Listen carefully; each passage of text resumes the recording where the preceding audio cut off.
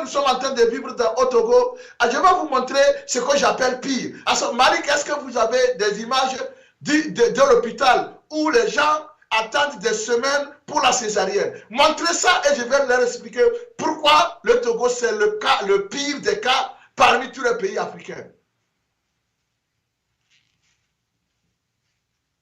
Les images, s'il vous plaît.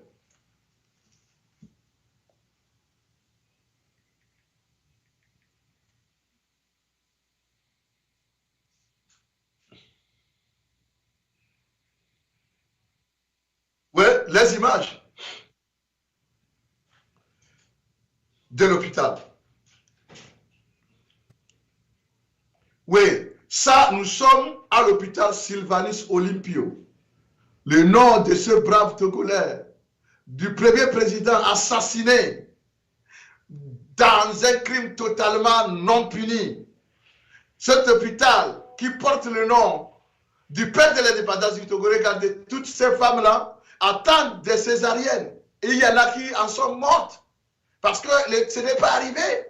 Et lorsque TV5 et France 24 a fait ce documentaire, la hack est montée au créneau.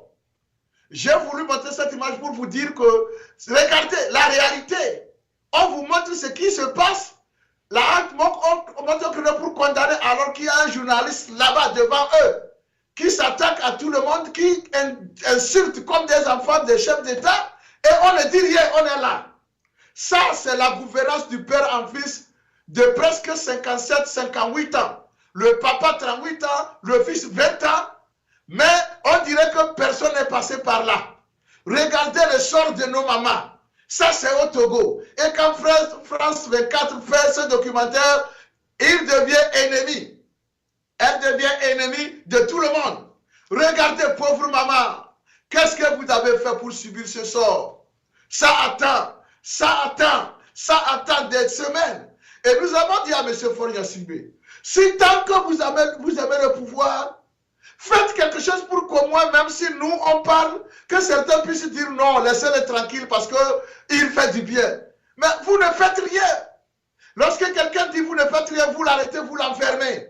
Je dis enfermer n'est pas la solution. J'ai vu un jeune homme de 17-18 à la fois passée qui a dit que lui il est déjà mort. Et ce qu'il dit là, il sait qu'il est déjà mort, mais ça, il s'en fout. C'est ça, lorsque vous amenez les jeunes à arriver à ce point de défiance, il faut savoir que c'est fini pour vous. Et comme je vous l'ai promis, nous sommes dans cette lutte pour la gagner.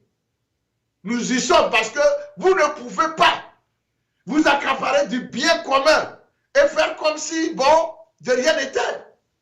Vous avez chamboulé la République togolaise. Aujourd'hui, personne ne sait si le Togo est une république ou une monarchie. Vous avez dissous le gouvernement, ça fait 2 mois. Vous avez une assemblée nationale que nous avons le 108. Personne ne peut rien faire. On est là et vous regardez le monde. La fois passée, lorsqu'on cherchait les chefs d'État au Nigeria pour aller prendre des décisions par cette institution moribonde, vous avez envoyé votre homme à tout faire. Et vous êtes resté à Lomé de façon moqueuse pour regarder les autres faire. Histoire de dire que moi, je ne suis pas dedans. Si vous n'étiez pas vraiment dedans, il ne fallait pas envoyer du seuil. Il fallait garder tout le monde au Togo comme ça. On sait que vous et la CEDEAO, c'est la rupture. Mais vous ne voulez pas rompre avec la CEDEAO. Au même moment, vous voulez être dans l'AES, s'il vous plaît. Et on ne peut pas avoir le beurre et l'argent du beurre à la fois. Choisissez. Il n'y a pas de tiers exclus en matière politique. Mais vous voulez être partout. Et c'est pourquoi je demande à mes frères d'Israël de se méfier de vous parce que vous allez les lâcher au moment où ils s'entendaient le moins. Ils s'attendaient le moins parce que vous, c'est le pouvoir qui vous intéresse.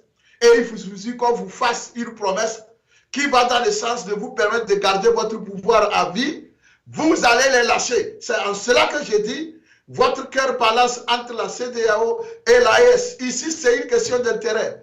Aujourd'hui, si la CEDEAO vous rappelle pour vous dire votre pouvoir à vie, c'est ça, on va vous voir en train de proposer des sanctions contre l'AES. Ça, c'est sûr. Alors, avant de venir sur ce plateau, j'ai vu un communiqué du Front ne touche pas à ma constitution, qui a fait une sortie que je salue ici, une sortie honorable, pour dire à cette institution bidon, moribonde, pourrie, qu'on appelle la CEDEAO, je ne sais pas si ça existe encore, mais nous demandons à sa dissolution pure et simple. Le front togolais ne touche pas à ma constitution, que nous, notre front, dans la diaspora soutient, a écrit ceci, je cite, « Protestation du front ne touche pas à ma constitution contre le communiqué final du 65e sommet des chefs d'État et de gouvernement de la CEDEAO. Le front ne touche pas à ma constitution, proteste vigoureusement et condamne avec énergie la manière dont la CEDEAO traite la souffrance du peuple togolais. Il réitère que le peuple togolais ne doit compter que sur sa propre lutte et appelle chaque citoyen à être prêt pour reprendre sa mobilisation. Le 7 juillet 2024 s'est tenu à Abuja, en République fédérale du Nigeria, le 65e sommet des chefs d'État et de gouvernement de la communauté économique des chefs des États de l'Afrique de l'Ouest, sanctionné par un communiqué final.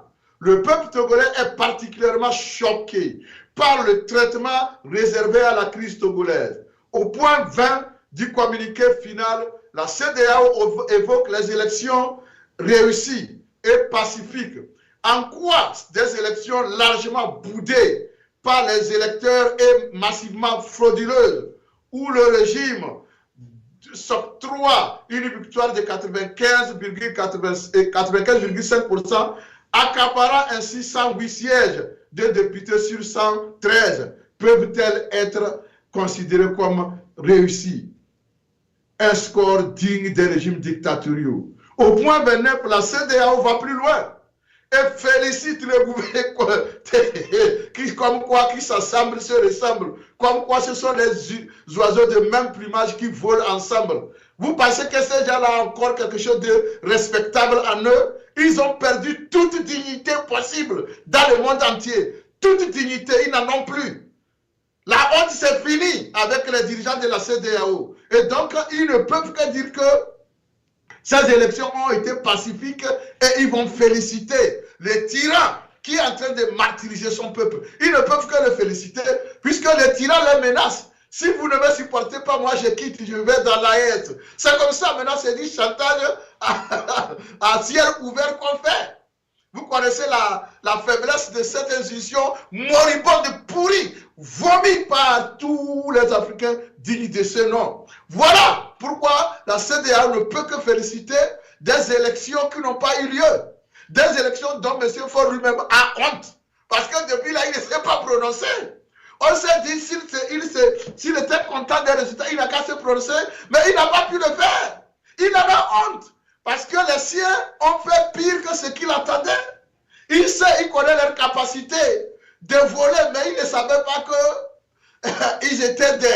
c'était des voleurs qui ne réfléchissaient plus. Parce que des scores au-delà de 150% dans certains bureaux de vote, vous avez vu ça où?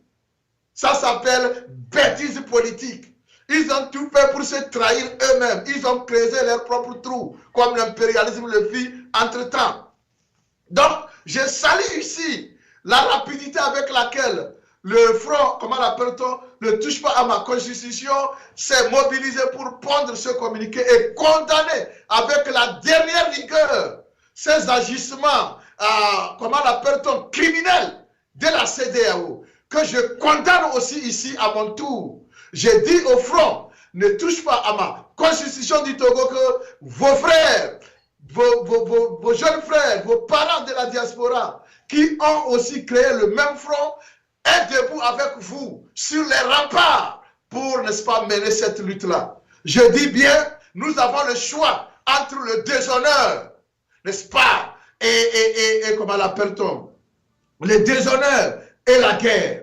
Et donc, nous avons à choisir. Parce que qu'on choisisse de faire la guerre, c'est-à-dire le combat, nous battre, Faure Gnassingbé va nous déshonorer. Qu'on choisisse d'être déshonoré, il va nous faire la guerre. Autant